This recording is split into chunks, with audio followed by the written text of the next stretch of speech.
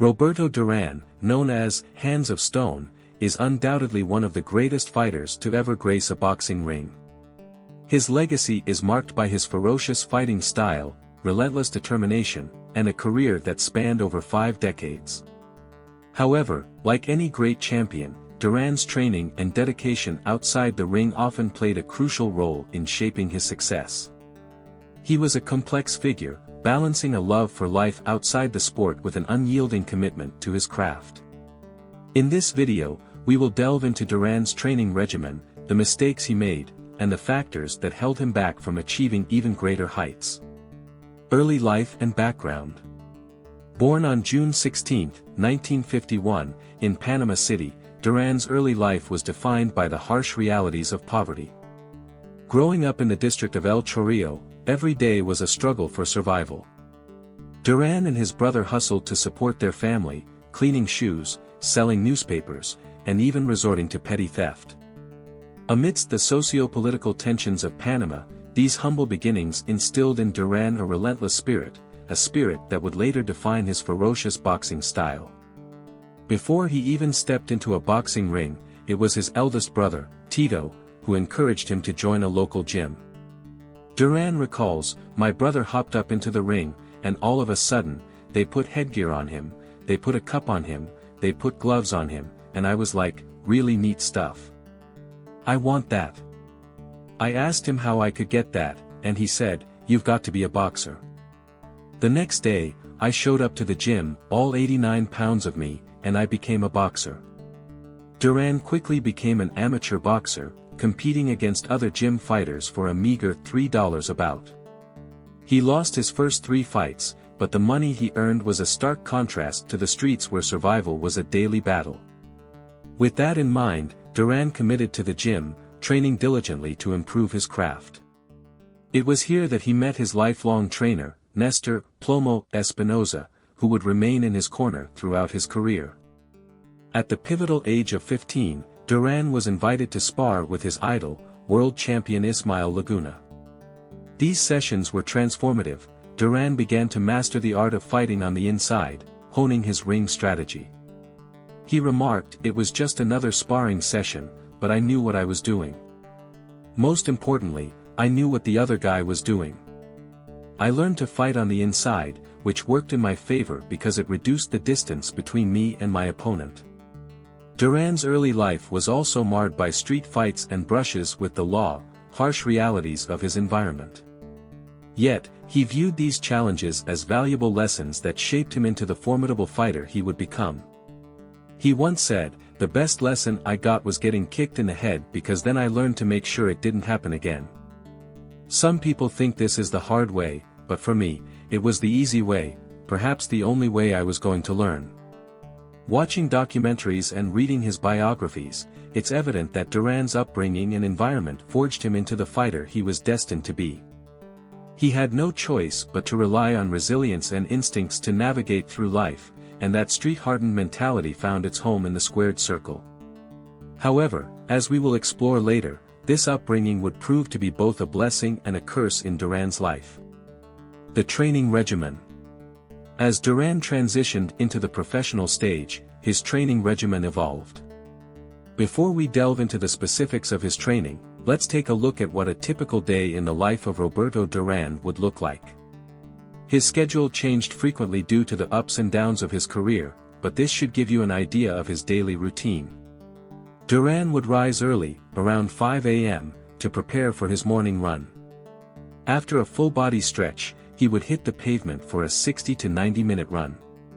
Upon returning, he'd take a shower and have breakfast, often a simple meal. Afterward, he would rest or relax until heading to the boxing gym around 2 p.m. for 2 hours of intense training. Dinner would often be light, especially when he was cutting weight for an upcoming fight, and he would be in bed by 10:30 p.m. When you look at this typical day, it might not seem extraordinary. It reflects a simple, old-school approach to training. However, for Duran, many of his training camps focused more on losing weight than on actual boxing technique. Let's dive deeper into the specific training areas that shaped him into a world-class fighter. The training team. The training team that worked with Duran played a significant role in his development as a fighter. His first amateur coach, Nestor Plomo Espinoza, was in his corner from his first fight until his last, demonstrating the loyalty and belief Duran had in him. However, it was the legendary trainers Ray Arcel and Freddie Brown who initially teamed up with Duran for his first world title fight against Ken Buchanan. Their guidance was instrumental in elevating Duran's game during crucial stages of his career. Ray Arcel had trained some of the greatest fighters in boxing history, including Benny Leonard, Ezid Charles, and Henry Armstrong. He provided Duran with tactical insights and strategies that helped him become a more well-rounded fighter. Arcel once told Duran, "There's technique and there's strategy. Technique is your every move, your every punch, it covers all your short-term decisions. Strategy is your plan for the whole fight. It defines how you apply the technique to achieve your major goal." Freddie Brown, on the other hand, was more of the bad cop in Duran's training regimen. He was strict and demanding, ensuring Duran adhered to a rigorous training and diet plan. Brown was known for his infighting strategies, which perfectly complemented Duran's aggressive style. He taught Duran how to use techniques like the shift to get on the inside, control his opponent's arms, and create angles for powerful punches. In Duran's autobiography, he outlined 4 key principles that Arcel and Brown emphasized for any fighter. The left is as important as the right. Boxing is the art of hitting and not getting hit. It's not how hard you hit a man, but where you hit him. The speed with which you cut off an opponent is directly related to how efficiently you cut off the ring. These principles were instilled in Duran, particularly during his prime under the guidance of Arcel and Brown. They highlight the importance of strategy and technique in boxing, and they served as a foundation for Duran's success. A day in the life of Duran. Duran's morning runs typically began at 5 a.m. He would don heavy army boots, common among fighters of that era, to add resistance to his runs. This added weight helped increase the strength of his leg muscles, ultimately improving his stamina. However, due to his lifestyle of partying and overindulging between fights, Duran often found himself focusing more on cutting weight than on boxing technique.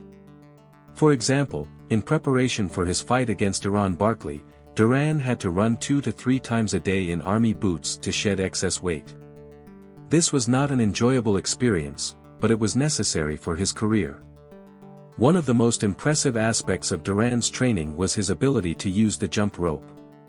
Crowds would gather to watch him perform incredible tricks, including a crouching dance move while skipping. Even Muhammad Ali was impressed when he saw Duran training at Miami's 5th Street Gym, remarking, "I've never seen a man jump rope like that, quite extraordinary." Jumping rope is a staple in every boxing gym, working on conditioning, rhythm, and coordination. For Duran, this exercise played a vital role in simulating the explosive bursts of energy needed during a fight. He would typically jump rope for 20 minutes, often in 2 sets of 10 minutes with a brief rest in between. Traditional boxing training. Duran's boxing training encompassed all the traditional methods you would expect from any boxer, albeit with an old-school flair. He would start each session with a 10-minute stretch to warm up, followed by 10 minutes of shadow boxing. During shadow boxing, Duran would visualize an opponent in front of him, moving fluidly and throwing combinations as if he were in a real fight. The heavy bag was a key part of Duran's training, where he developed his power and strength. He worked on his jab and powerful combinations, always treating the heavy bag as if it were a live opponent.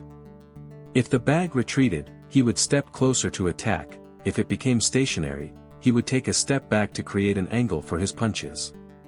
This approach showcased his ability to shift his weight effectively, allowing him to unleash powerful combinations.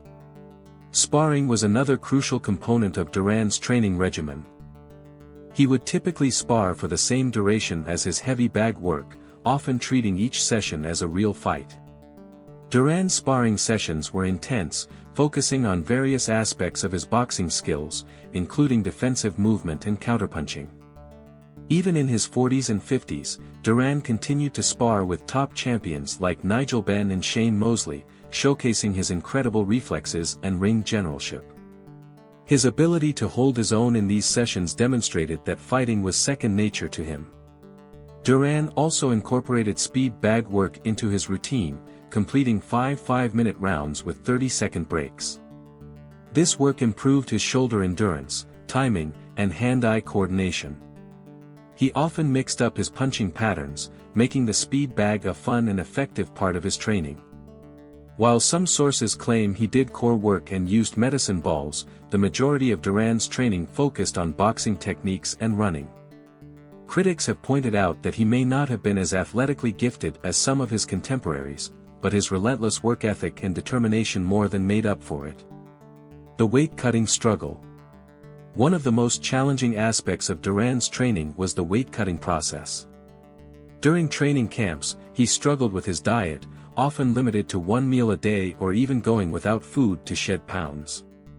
His diet typically consisted of a big steak with steamed vegetables or salad, and occasionally he would indulge in Jewish chicken soup when training in New York. When Duran's brother Tito was around, he would occasionally sneak him some bread and butter or a Coca-Cola to help keep his spirits up. Duran had a notorious love for Coca-Cola, often hiding it under his bed to avoid detection by his trainers. The weight-cutting process was grueling, especially before significant fights. For example, before his bout with Thomas Hearns, Duran had to cut from 200 to 144 pounds. He described the experience, saying, "Shedding the pounds has always been my problem, but this was harder than ever. I went days without eating, sitting in a hot tub sucking lemons to sweat off as many pounds as possible. I was dehydrated all the time but wasn't allowed to drink." Duran's struggles with weight cutting serve as a cautionary tale for fighters today. While cutting weight is a part of boxing, it can be detrimental to a fighter's health and performance. Duran's experience highlights the importance of discipline and self-care outside the ring. The mental game. Duran's mental fortitude was just as significant as his physical abilities. He was known for his psychological warfare, often getting into the heads of his opponents. His trainer, Ray Arcel, recognized this, stating, "Duran personifies the perfect boxer. He has the most important characteristics that spell success, not only in boxing but in any field of endeavor: mental energy, self-control, determination, and a lot of ability."